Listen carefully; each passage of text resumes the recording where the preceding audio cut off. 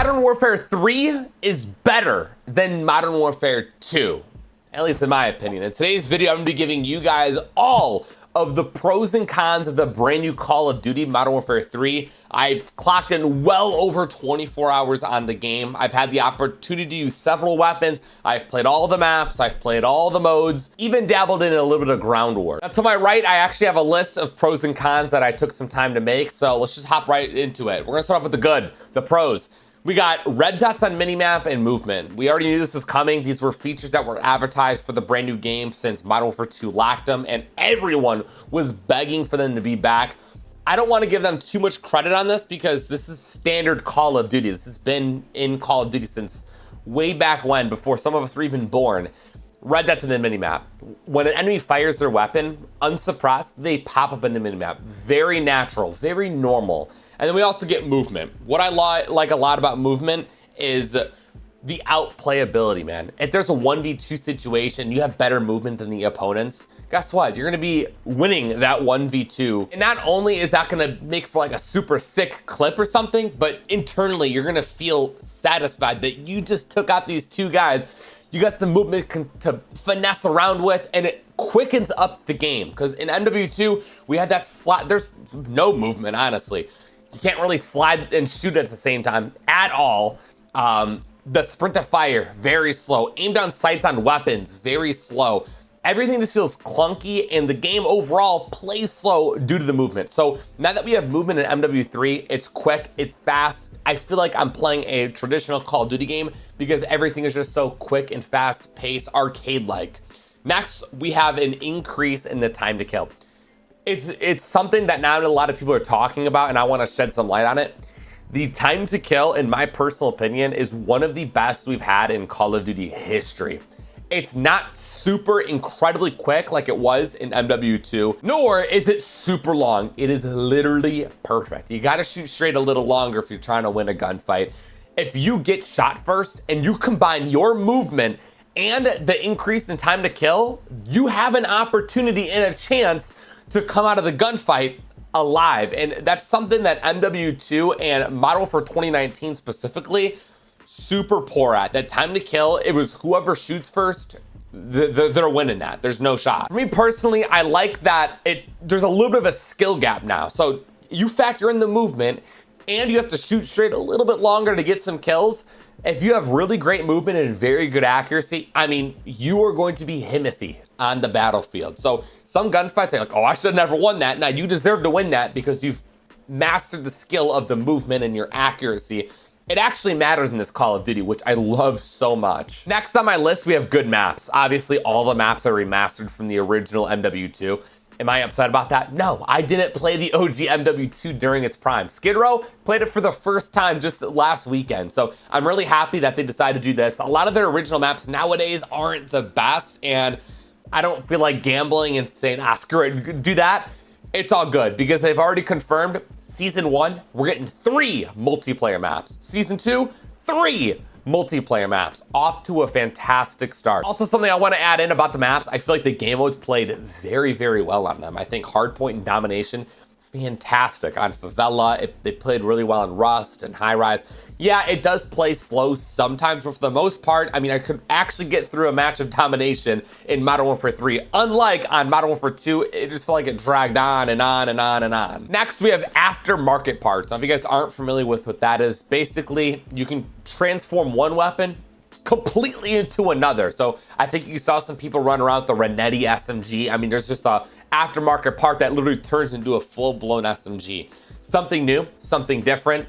Really fun for weapon conversions because myself and a lot of other creators like to do weapon conversions and turn one weapon to another. And now I feel like Call of Duty's leaning into that, letting you do it by adding these. So I think it's just something fun and different that will just change up some weapons in the game. And I hope to see them add more of these throughout the future in seasons. Not only will we get new DLC weapons, that'd be cool if we see some brand new market parts that we can unlock and turn one weapon to another. So there's a lot of opportunity there, and I really like that. Now, some of you may feel indifferent about this next one here, and that is going to be the perks. So for me personally, I really, really like that I do not have to earn my perks. I don't know why MW2 made me earn 2 of my perks throughout the game. Yeah, it was fairly quick, but it was never a thing. The only time you earn your perks is when there's specialist, and whole different topic. I hope that's in this game. But I just like that I instantaneously get my perks. Very plain and simple. I like that we have the gloves and the boots.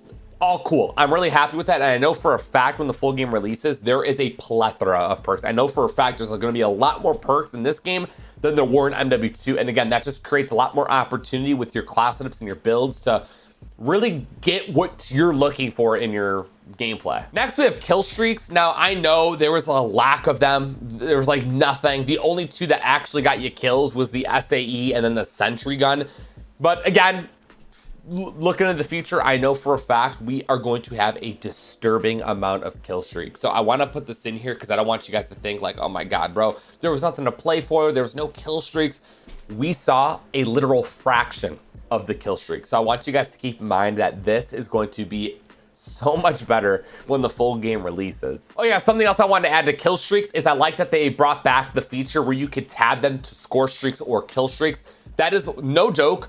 The only thing that I liked in MW2 was that and the camel grind as well. Only two things that I could remember off the top of my head that I really enjoyed about that game, because again, if you want to capture flags, play a lot more objectives or whatever it may be, then you might want to turn your score streaks on so you can actually earn them. And if you're someone who likes to just go out there and get a lot of kills, then you could tab it over to kill streaks. So very, very small feature, but it's worth noting. And then my last two pro points here are kind of tying together. So we have little to zero recoil nerfs. So meaning when you want to make your weapon quick in a fast build and you see the cons are recoil control, aiming stability, they're not as severe as they were in MW2. So you can make these super quick movement builds that make your weapon quick and snappy, and you're not making your weapon an absolute just, you can't control the goddamn thing. So again, I really like that. That was one thing I've complained about in most of my MW2 videos is I wish I could make a lot more quick builds without having to lose so much recoil control. Also, they did state that they reduced the visual recoil on a lot of the weapons. So just gonna be easier to use. And I feel like that's just gonna make all the weapons in the game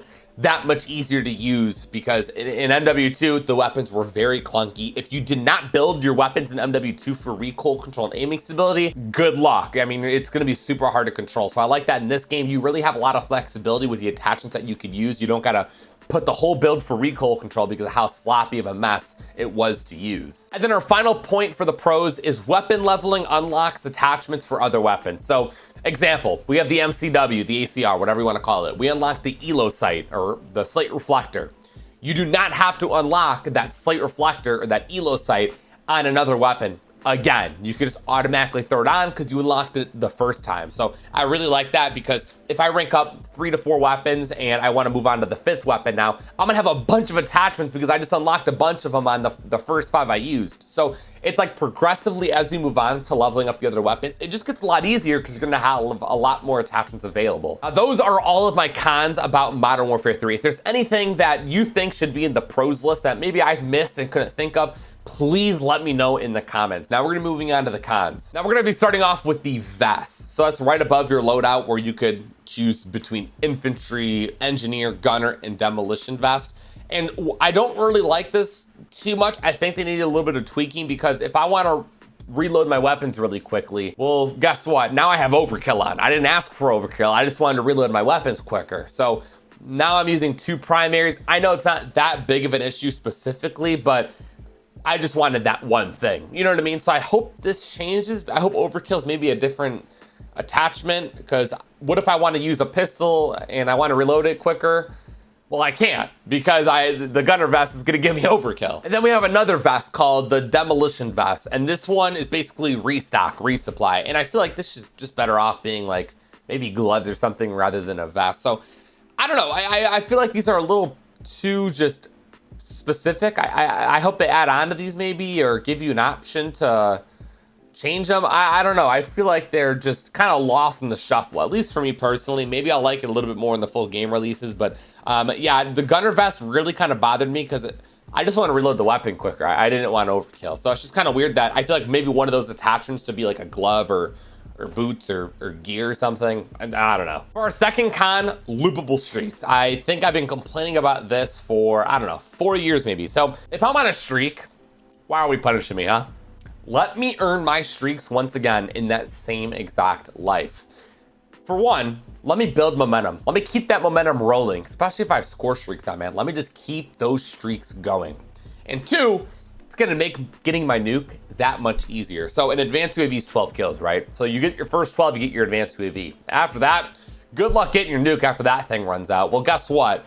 We wouldn't have to be saying that if we can get another advanced UAV after our next 12. So by then we're at 24.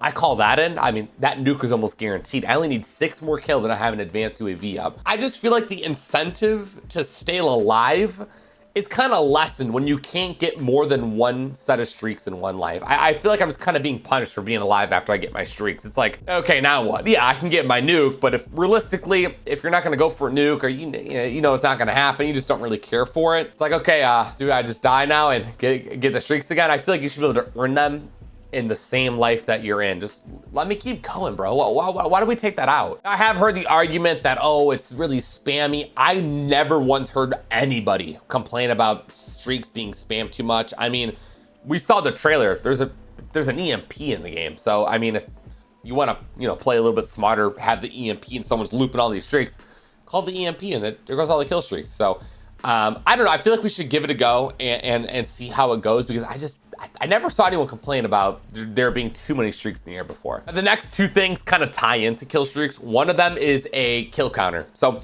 when I'm on a streak, it's hard for me to know what exactly I'm on unless you pay attention to the text in the center of the screen. It'll say merciless, ruthless, that's when you're on a 15, relentless, a 20. Well, back in MW 2019 and even in the MW2 beta, we had that little red box that would say first kill, second kill, 30-second kill. Like, it was just so well known, like, oh, this guy right there. It's right on the bottom of your screen. It tells you what you're on. Also, I know they have that little bar on the top right screen. I'm never looking over there, bro. It was just so much easier to glance down on that red text at the bottom that said what you were on. It's such a small thing that they should bring back. I don't know why it was removed. Wasn't harming, wasn't hurting anybody. I then went on and added the nuke. I'm not a fan that we're getting the MGB nuke once again in MW3. I feel like people who got a nuke in MW2 may feel less wanting to go for a nuke in MW3 because it's quite literally the exact same thing. I mean, the same sound, it's the exact same nuke, but blue. And when you call it in, you get the same after effects on the screen, the same countdown timer. I mean, it's literally the exact same thing from MW2. So we've never repeated a nuke before. We've always had unique nukes, whether it was a Moab, a DNA, a Chem Strike, the MGB, the regular tactical nuke.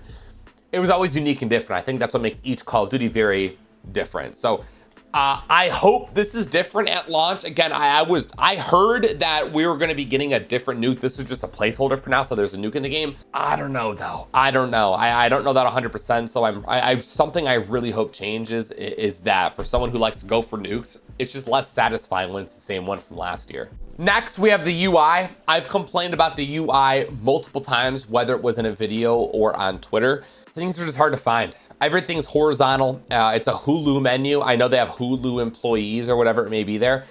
We saw a lot of people complaining about it in MW2. So why is it the same? It needs to change. I know it may be rough and hard to do, but finding things is so hard. For someone who plays Call of Duty every single day, I have a tough time trying to figure out how to change my calling card. I just learned how to do it the other day again. Next on my list, we have the spawns. They're abysmal. They need some work. They don't make sense. There's no spawn logic whatsoever. If I have there's sometimes I got enemies spawning directly behind me. So the spawns need some work. They were going back and forth and back and forth and back and forth. And that's what made the gameplay so goddamn slow was the spawns. They just weren't making too much sense. A B hop, bunny hop. Let me hit him with the when I want to fly around a corner or, have my slide turn into that B-hop, son, ain't no feeling like it. Doesn't hurt anybody. It just adds more of a skill gap and another thing to learn to this game. MW 2019, I mean, you could do that like 6 times if you do it right. In this game, I ain't gonna lie, just once would be nice, right? But yeah, I ain't gonna lie, that's like to the 2 or 3 when I was flying across the map.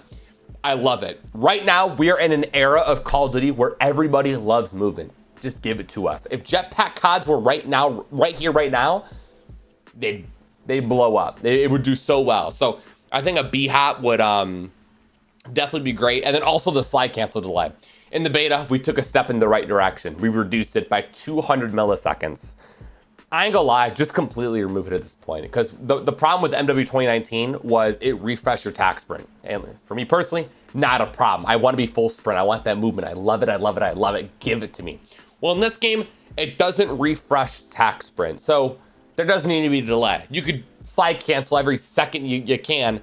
It's not gonna change anything whatsoever. So I think just remove the delay. It's okay if people spam it, because it's whatever. So, and then the only other thing I added to the cons, at least for now that I could think of, was classic prestige. Now we have seasons now, and I know for a fact we're just not going to get the classic prestige back, but I think that's what made the replayability of multiplayer so special, was just prestiging, you know, reaching the 10th 15th prestige, super special icons for reaching each prestige level, being able to reset your stats. If you got bored, do it all over again. You lose everything, even the mastery camo. You gotta do it all over again. And I just missed that grind, reaching the final 10th, 15th prestige icon. And I really wish they'd bring that back, man. It's been way too long without it. And again, that is the replayability factor in the game, is when you're able to constantly grind these dark op challenges and prestige along the way. You get bored, screw it, man, I'm just gonna reset and do it again. Again, it's just like that's what makes Call of Duty. And I would love if they just somehow were able to implement that back into the game, even with the seasons. And those are all my pros and cons of MW3. For the cons, I really am nitpicking, because they did a fantastic job. I'm not gonna take any credit away from them. And if you take a look at all the pros I mentioned this, it's everything that was wrong with MW2. It's just so funny. I'm looking at the list right now. Yeah, let me hear you guys' thoughts and opinions. Again, if there's any pros or cons that I missed, create your own list down there. Screw it, go for it. I'll be reading through your comments, showing you guys some love down there. Make sure you guys are subscribed when MW3 drops. It's go time for real. And then click that thumbs up button so other people could see this guy's review of the game, all right? You guys all stay safe. Have a great day, and I'm out. Peace.